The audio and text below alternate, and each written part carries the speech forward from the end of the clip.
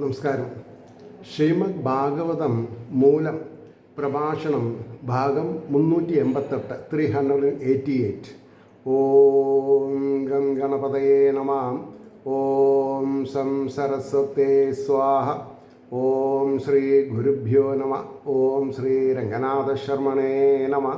നാരായണ നാരായണ നാരായണ നാരായണ നാരായണ നാരായണ നാരായണ നാരായണ നാരായണ നാരായണ നാരായണ. ഓം ശ്രീകൃഷ്ണാർപ്പണമസ്തു. ഓം ശ്രീകൃഷ്ണായ പരബ്രഹ്മണേ നമഃ. ഓം ശ്രീകൃഷ്ണായ പരമാത്മനേ നമഃ. ഹരേ രാമ രാമ രാമ ഹരേ ഹരേ, ഹരേ കൃഷ്ണ കൃഷ്ണ കൃഷ്ണ ഹരേ ഹരേ. ഓം ശ്രീ രുക്മിണീ സത്യഭാമ സമേത ശ്രീ ഗോപാലകൃഷ്ണസ്വാമിനേ നമഃ. ശ്രീമദ് ഭാഗവതം ചതുർത്ഥസ്കന്ധം 17-ാം അധ്യായത്തിലെ 18-ാമത്തെ ശ്ലോകം മുതൽക്കാണെന്ന് പറയേണ്ടത്. ശ്ലോകം 18. ഉവാച ച മഹാഭാഗം ധർമ്മജ്ഞ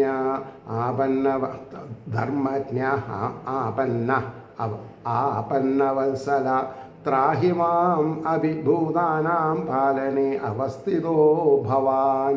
ഇതാണ് ശ്ലോകം.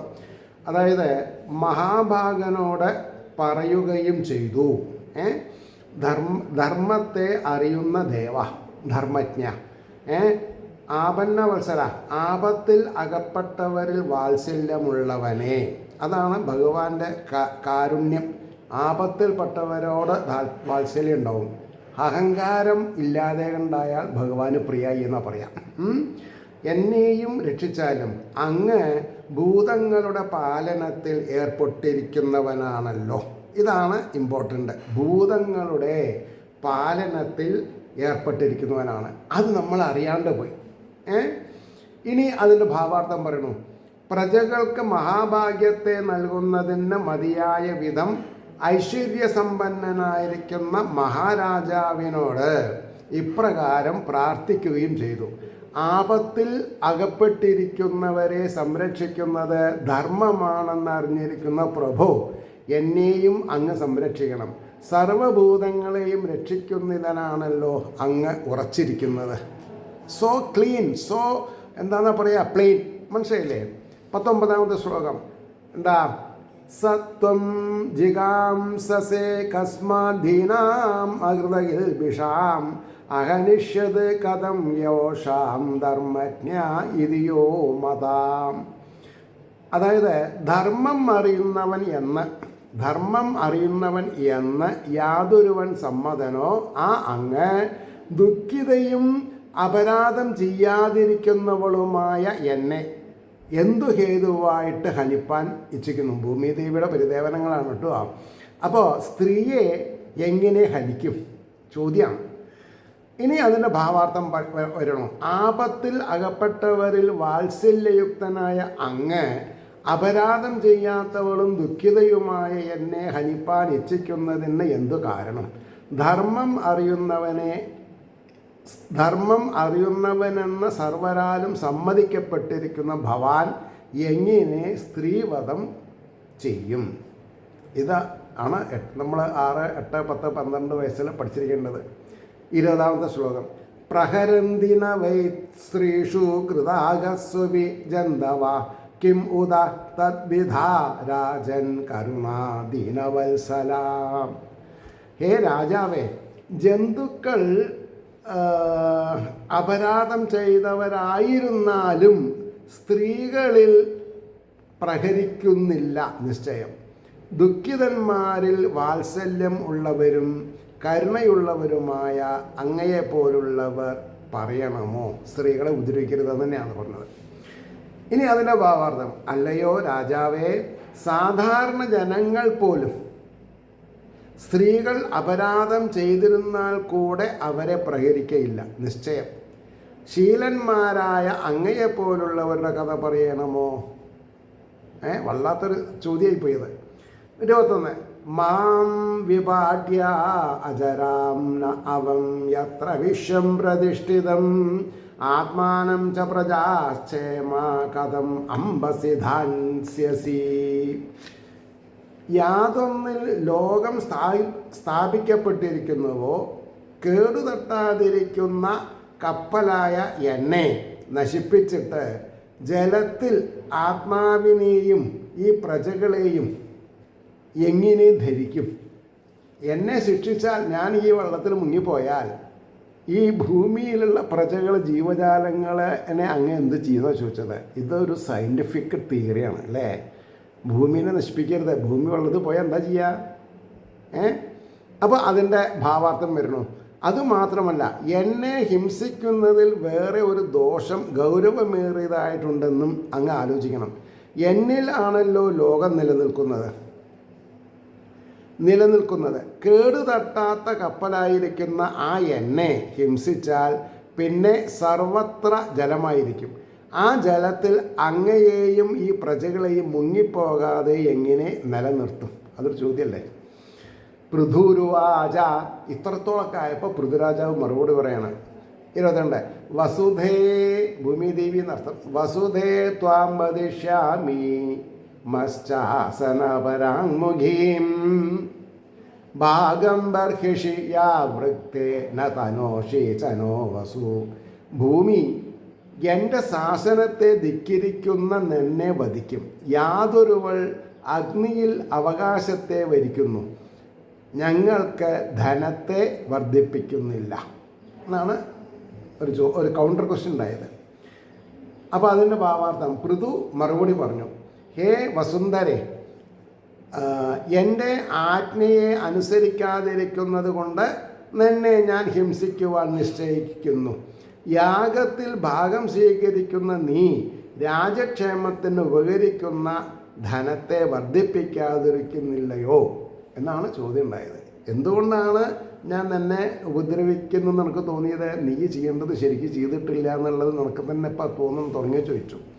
23 യവസം ജഗ്ധൃനുദിനം നൈവദോഗ്ധ്യൗദസംപയ തസ്യാം ഏവം വിദുഷ്ടായാം ദണ്ഡോ ന അത്ര ന ശസ്യതേ. എല്ലാ ദിവസവും തൃണത്തെ തിന്നുന്ന അകിട്ടിലുള്ള ക്ഷീരത്തെ വിട്ടുതരുന്നില്ല അല്ലേ. പാല് അവിട്ടിൽ വെച്ചിട്ട് വല്ല കാര്യമുണ്ടോ? കറക്കാൻ സമ്മതിക്കണ്ടേ? അപ്പോൾ പറഞ്ഞു, യാതൊന്ന് ഹേതുവായിട്ട് ഇപ്രകാരം ദുഷ്ടയായിരിക്കുന്ന അവളിൽ ദണ്ഡം യുക്തമല്ലെന്നില്ല. ദണ്ഡിച്ചാലും കുഴപ്പമൊന്നുമില്ല എന്നുള്ള അവസ്ഥയിലെത്തിയത്. അത് കഴിഞ്ഞിട്ട് 24ാമത്തെ ശ്ലോകം, ത്വം ഖല്യേഷതി ബീജാനി പ്രാക്സൃഷ്ടാനി സ്വയംഭുവാം ന മുഞ്ചസ്യാത്മരുദ്ധാനി മാം അവജ്ഞായ മന്ധതി. അവജ്ഞ ഉണ്ടായാൽ എല്ലാം മുടങ്ങുന്ന ശാസ്ത്രം പറയാം. എങ്ങനെ? ബ്രഹ്മാവിനാൽ പൂർവം സൃഷ്ടിക്കപ്പെട്ട ഔഷധ ബീജങ്ങളെ എന്നെ അവഗണിച്ചിട്ട് ആത്മാവിൽ അടക്കപ്പെടാത്തവനായിട്ട് മന്ദബുദ്ധിയാകുന്നു. അതായത് ഈശ്വരാധീനത്തിന് വഴങ്ങാതെ കണ്ട് എന്തെങ്കിലും കുരുത്തക്കേട് പറയുകയാണെങ്കിൽ അത് നീരസം ഉണ്ടാക്കുന്ന കാര്യമാണ് എന്ന് പറഞ്ഞു. ഇനി അതിൻ്റെ ഭാവാർത്ഥം, നീ ലോകത്തിന് മഹാപരാധം ചെയ്യുന്നത് കൊണ്ട് നിന്നെ ഹിംസിക്കാതിരിക്കാൻ നിവർത്തിയില്ലെന്ന് സൂചിപ്പിച്ചു പറയുന്നു. പ്രജകളുടെ ഉപജീവന പദാർത്ഥങ്ങളായ ഔഷധ ബീജങ്ങളെ ലോകകർത്താവായ ബ്രഹ്മദേവൻ പണ്ടുതന്നെ നിന്നിൽ നിക്ഷേപിച്ചിരിക്കുന്നതിനെ നീ ഉള്ളിൽ അടക്കി വെട്ടിച്ചിരിക്കുന്നതല്ലാതെ ജനോപകാരാർത്ഥം വെളിക്ക് വിട്ടുതന്നില്ലല്ലോ. ഇപ്പോൾ പ്രജകളെ സംരക്ഷിക്കുന്ന നീ വിചാരം ശൂന്യനായിരിക്കുന്നതിനാൽ നിന്നെ ഹിംസിക്കാതെ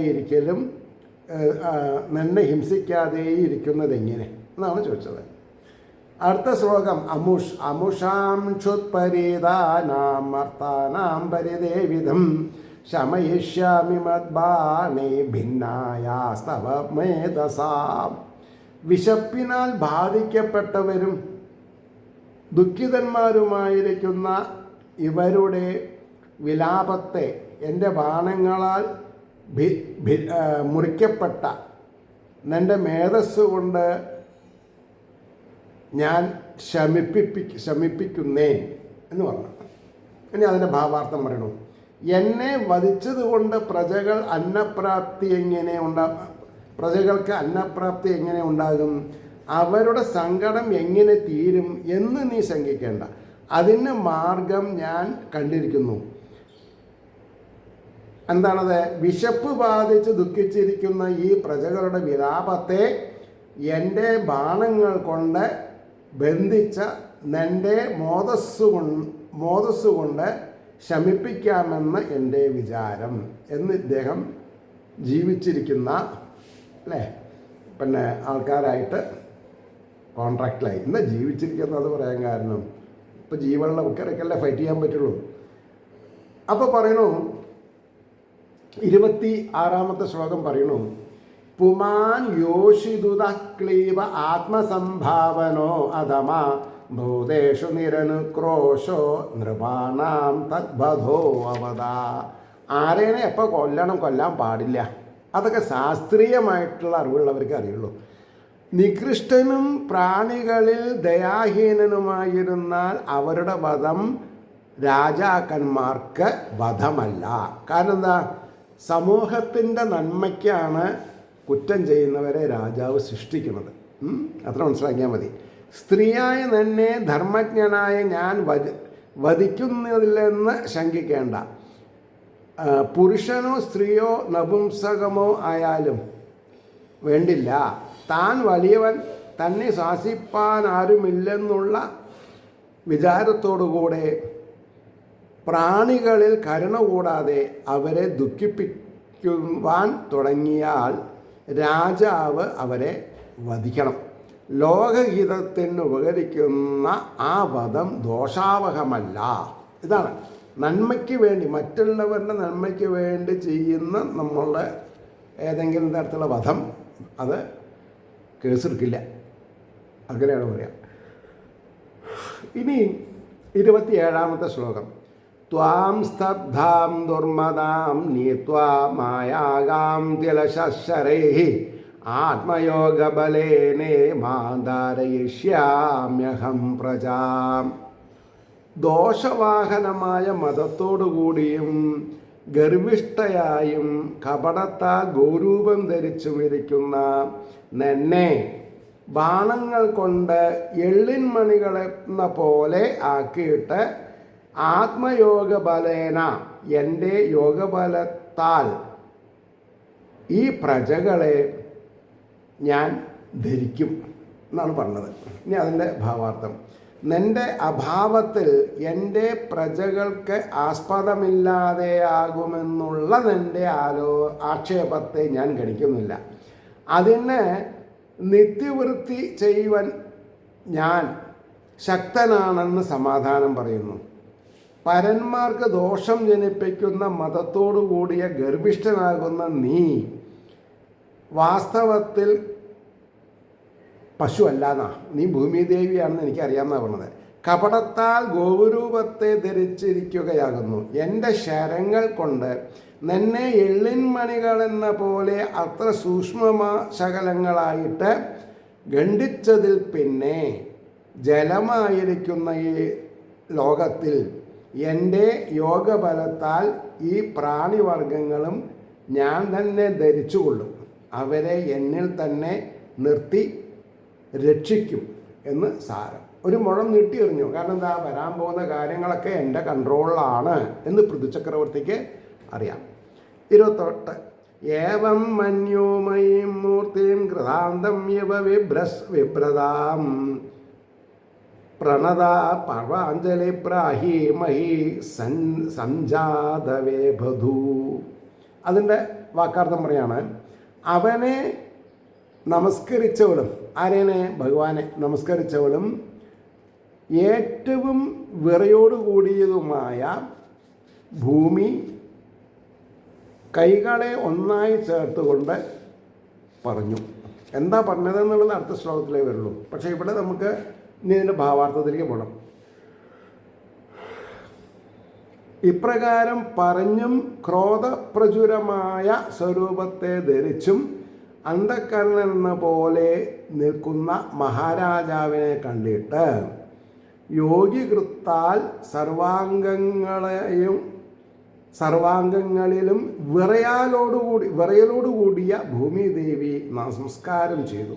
കൈകളെ ശിരസിൽ വെച്ച് പറഞ്ഞു. എന്താ പറഞ്ഞത്? ധരോവാച, ഭൂമിദേവി പറഞ്ഞു. ശ്ലോകം 29. നമപരസ്മൈ പുരുഷായ മായയാ വിന്യസ്തനാനാതനവേ ഗുണാത്മനേ നമസ്സമുപാനുഭവേന നിർധുത കാരക വിഭ്രമോർമ്മയേ. എന്തിലാണ് ഓർമ്മ പോണത്?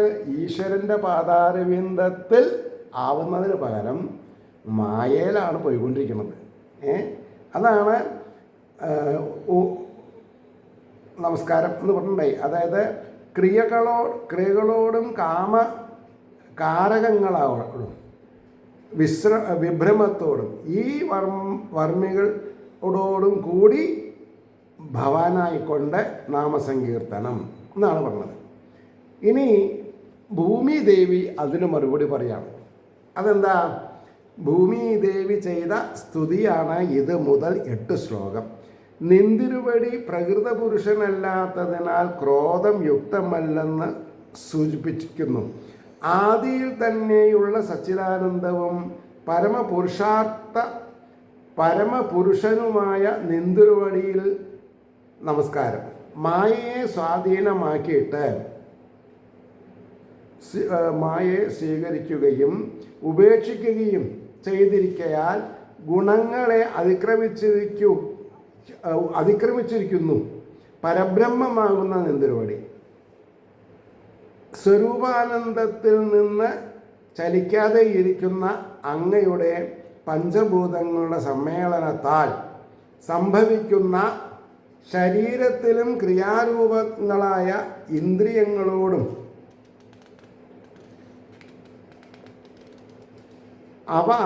അവയിൽ വസിക്കുന്ന കാര്യകാരണമായ ദേവന്മാരിലും ഞാൻ എന്നും എൻ്റേതെന്ന രൂപത്തിൽ കാണപ്പെടുന്ന സമ്മോഹമോ തെറ്റിദ്ധാരണയോ കാമാതിവൃത്തികളോ അല്ല.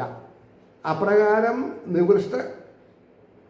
നിർവികാരനായിരിക്കുന്ന നിന്തുരുവടിക്കായിക്കൊണ്ട് നമസ്കാരം എന്ന് പറഞ്ഞു. ഇനി ഉള്ളതൊക്കെ 4 വരി ശ്ലോകം എന്നാണ് രണ്ട് ഭാഗത്തും കൂടി കണ്ടാൽ മനസ്സിലാവുക. 30, 31, 32, 33 എൻ്റെ കണ്ണിൻ്റെ മുമ്പിലുണ്ട്. അതൊക്കെ ഇൻഡിപെൻഡൻ്റ് ആണ്. എന്താണെന്ന് പറയുക, 4 വരി ശ്ലോകങ്ങളാണ്. അപ്പോൾ 30ാമത്തെ ശ്ലോകം പറയുന്നു: യേനാഹമാത്മയതനം വിനിർമ്മിത ധാത്രായതോയം ഗുണസർഗസംഗ്രഹ സയേവ മാം ഹന്തുമുദായ സ്വരാം ധുപസ്ഥിതോ അന്യം ശരണം പ്രബദ്ധേ. സ്വരാടുപസ്ഥിതോ അന്യം ശരണം കമാശ്രയ നട്ടുക. അപ്പോൾ അതിൻ്റെ വാക്കാർത്ഥം പറഞ്ഞു, ആത്മാക്കളുടെ പ്രാണികളുടെ നിവാസസ്ഥാനമായിട്ട് ഇതാണ് ഇമ്പോർട്ടൻ്റ്. ഭാഗവതത്തിൽ ഓരോ ജീവജാലങ്ങളും ബ്രഹ്മസ്വരൂപമാണ് എന്നുള്ളത് പറയുന്നുണ്ട്. ആത്മാക്കളുടെ പ്രാണികളുടെ നിവാസസ്ഥാനമായിട്ട് യാതൊരു സ്രഷ്ടാവിനാൽ ഞാൻ നിർമ്മിക്കപ്പെട്ടുവോ, യാതൊന്നിൽ ഗുണസർഗസംഗ്രഹ ഈ ഗുണസൃഷ്ടി സ്ഥിതി ചെയ്യുന്നുവോ, സ്വതശക്തനായ അവൻ തന്നെ ഉയർത്തിയ ആയുധത്തോടു കൂടിയവനായിട്ട് എന്നെ ഹനിപ്പാനായിക്കൊണ്ട് സമീപത്ത് വന്നിരിക്കുന്നു. അന്യായമായ ഏതോ ഒരുവനെ ശരണം പ്രാപിക്കും. അല്ലാണ്ട് ഒരാളെ ആശ്രയിക്കാണ്ട് ഒന്നും ചെയ്യാൻ പറ്റില്ല. നാരായണനും മനുഷ്യനായിട്ട് അവതാരം ചെയ്തിട്ടുണ്ടെങ്കിലും ദൈവിക പരിവേഷം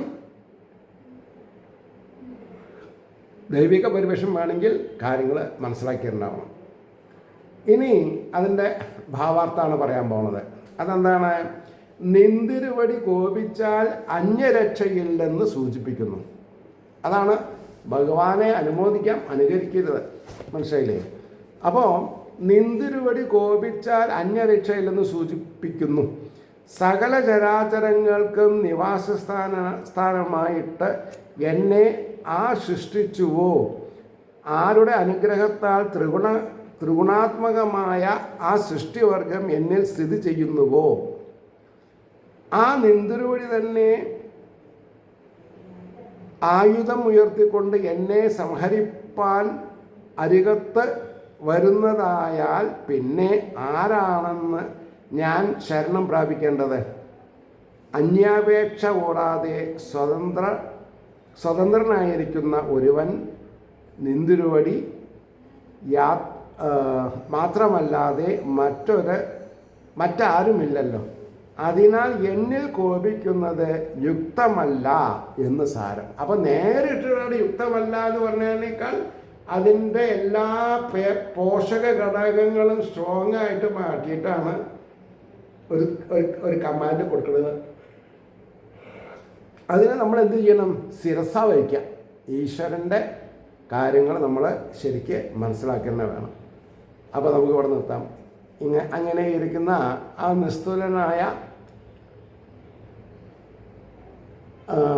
ശ്രീഹരിയുടെ മൂർത്തിഭാവത്തെ നമ്മൾ ധ്യാനിക്കുകയാണെങ്കിൽ നമ്മൾക്ക് മനസ്സിലാവും, കാര്യങ്ങൾ ഇതേമാതിരി പറഞ്ഞു കൊടുക്കാറാവും എന്ന് മാത്രം ഓർമ്മിപ്പിച്ചുകൊണ്ട് ലോകാ സമസ്ത സുഖിനോ ഭവന്തു. ഈശ്വരൻ നമ്മൾക്ക് എല്ലാവർക്കും വേണ്ട അനുഗ്രഹാസികൾ തരട്ടെ.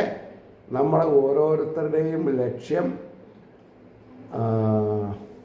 ഈശ്വരോപാസന തടവില്ലാതെ കണ്ട് നടത്തി തരണേ ഭഗവാനെ എന്ന് വേണം നമ്മൾ പ്രാർത്ഥിക്കാൻ. എന്നാൽ കാര്യങ്ങളൊക്കെ വളരെ നല്ല വഴിക്ക് വരും എന്ന് ആശംസിച്ചുകൊണ്ട് നമസ്കാരം, നാളെ കാണാം.